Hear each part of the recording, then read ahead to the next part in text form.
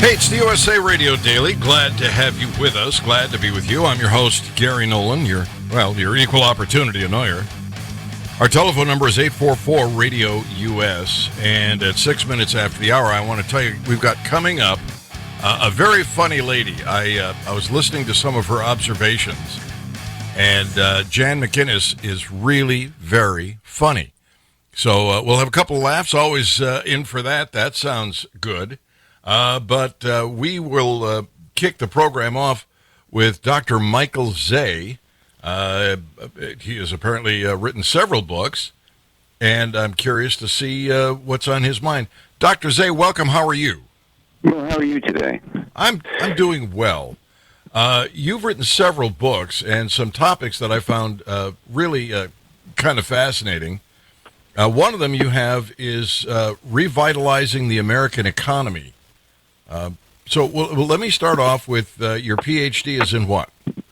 Well, my PhD is in the social sciences, and I went for postdoctoral in labor economics. So I'm totally overeducated, as you can probably tell. And I hope that comes through today. All right. So revitalizing the American economy right now.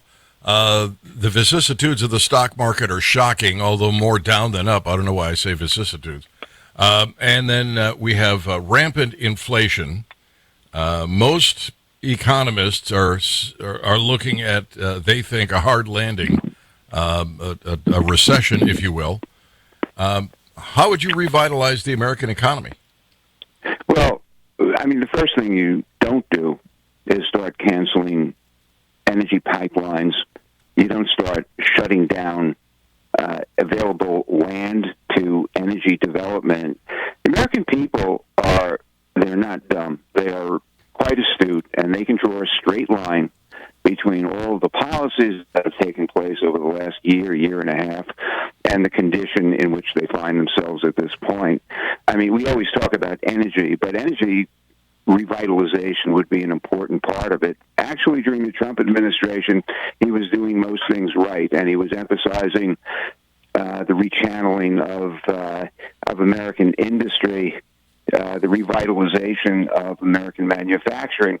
Interestingly, when he was talking about bringing jobs back home, he was basically discussing it in terms of providing jobs to the American people.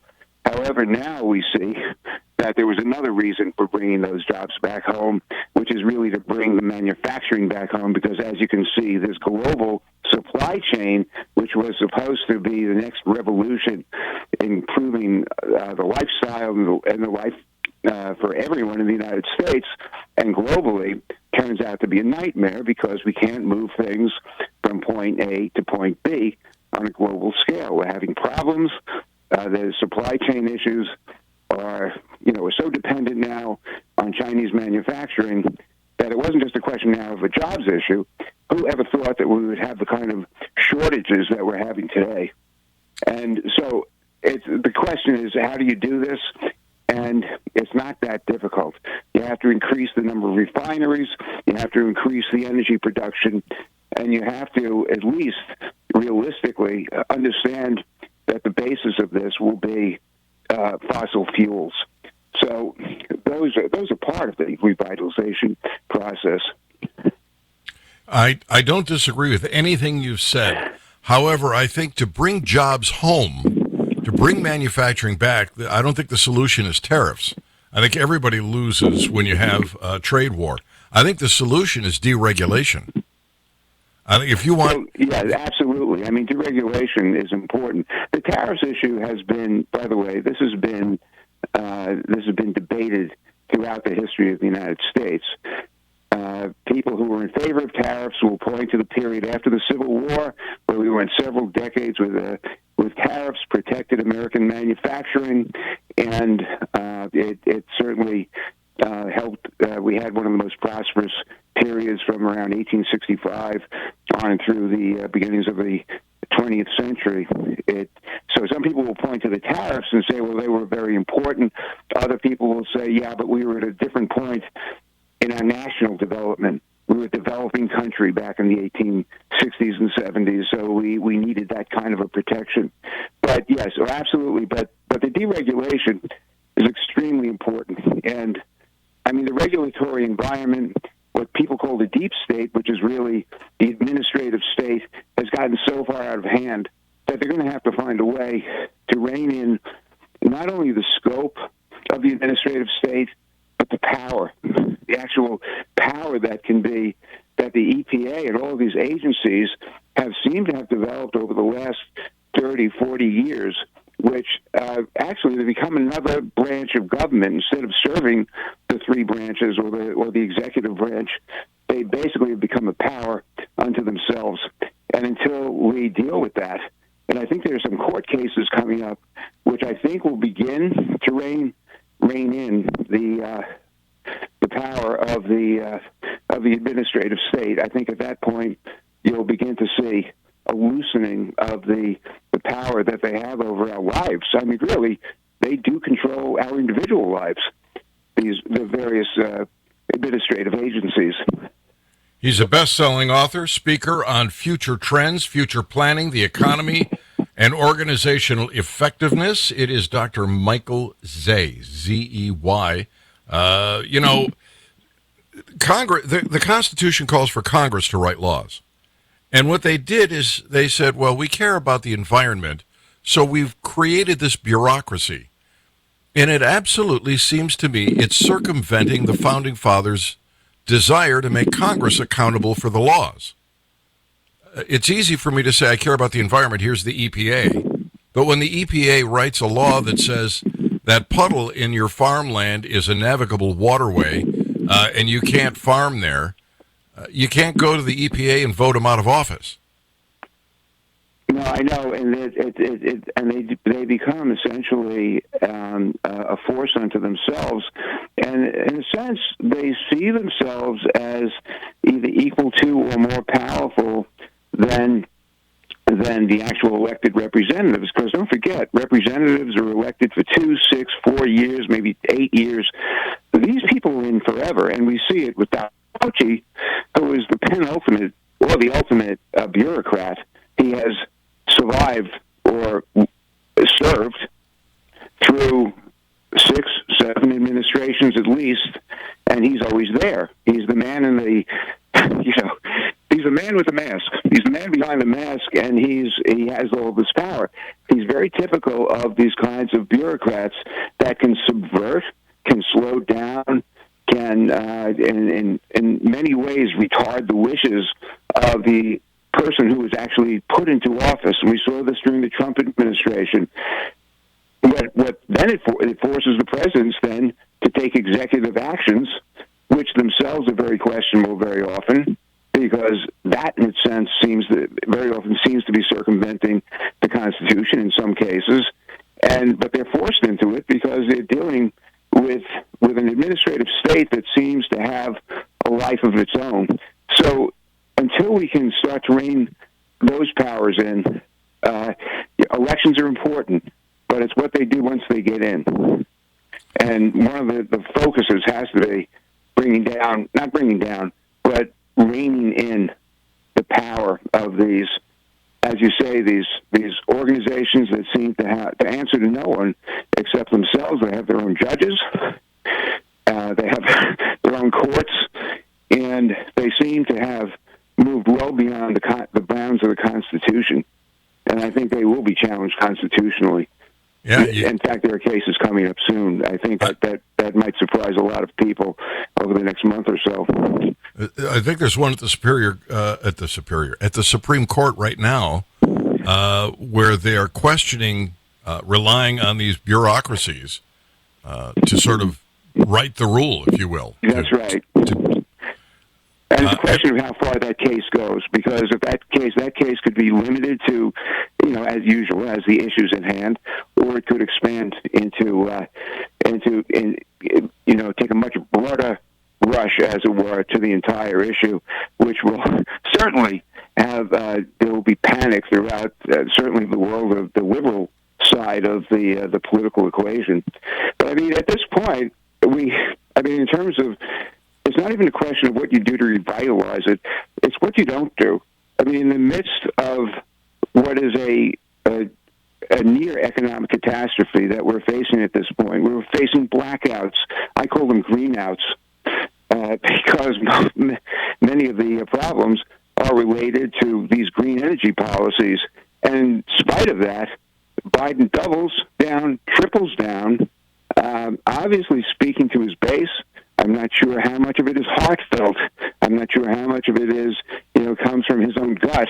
But at this point, he is speaking to a constituency which is extremely powerful at this point within the Democrat Party. And he is telling them that we are going to double down on green energy. He actually, instead of saying that we're going through a catastrophe at this point, he talked about it as an incredible transition. When you say that, you're telling the entire world, you're telling the country, every citizen, that this is a necessary pain to get us to the promised land of a green economy.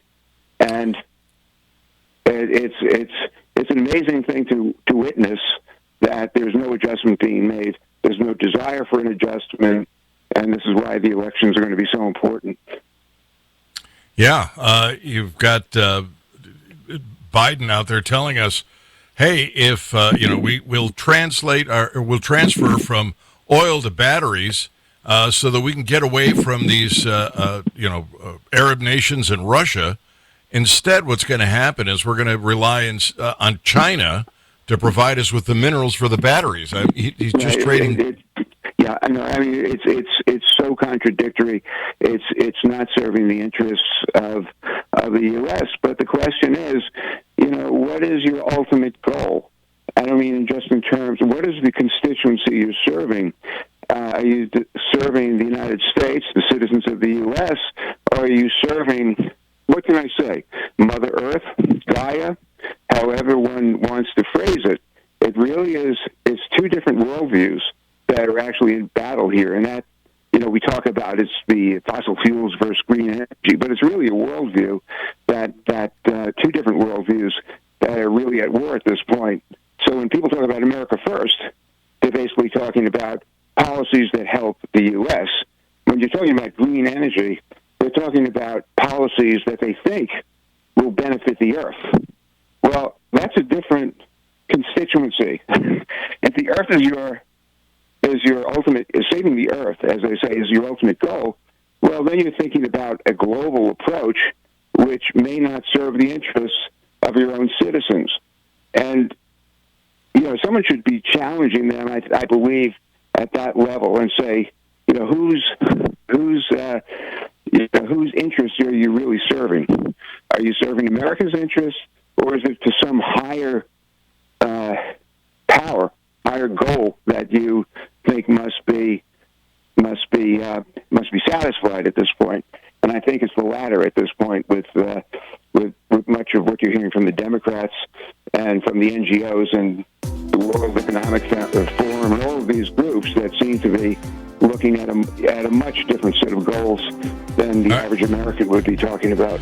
I need you to hang on, Dr. Zey. His website is www.Zeyzey.com. We're going to come back and find out about seizing the future on the USA Radio Daily.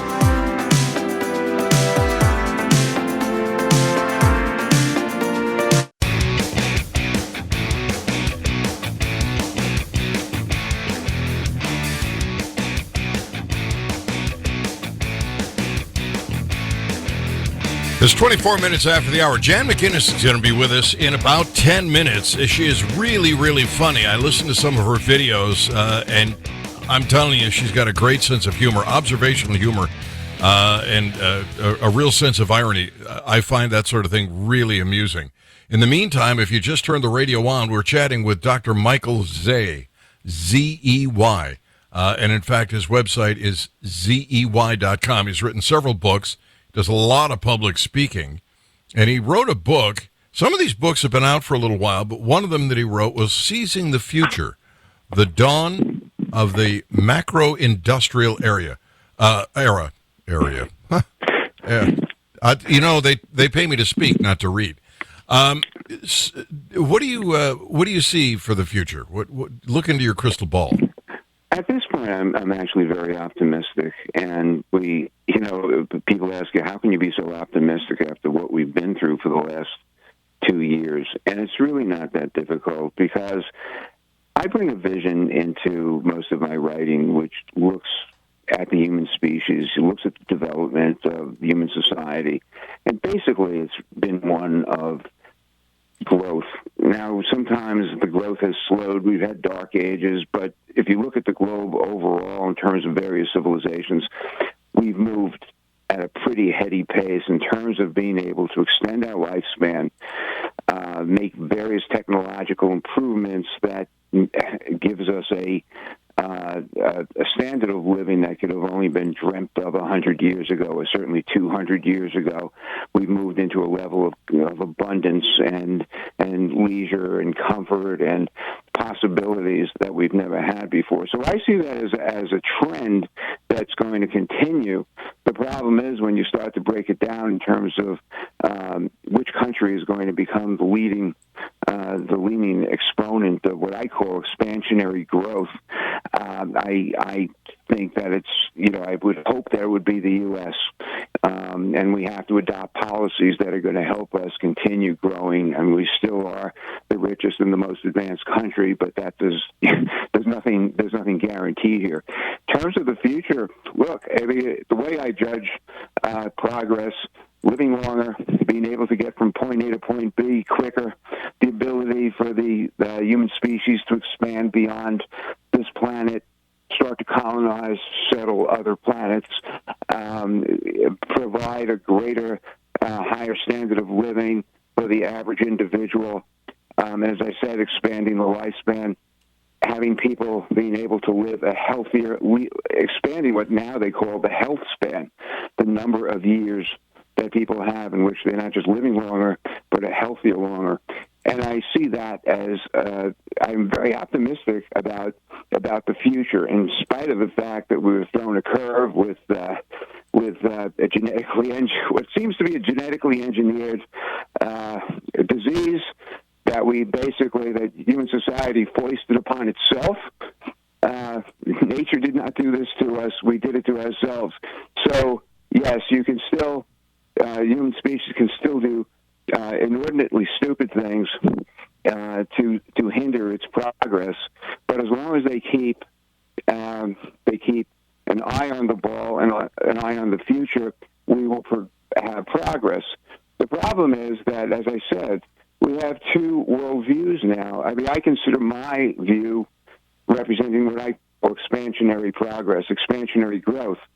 There's another worldview around the idea of sustainability. I'm very suspicious of this because trying to live in balance with nature, as they say, I think can be an extremely dangerous way to go. I always really believe that if you're not, as they say, busy being born, you're not doing well. So, all right, I'm clean out of time. It's Zey.com. Get more of Dr. Michael Zey. Thank you for being with us. Thank you so much. All right, Jan McInnes, a couple of laughs coming up on the USA Radio Daily.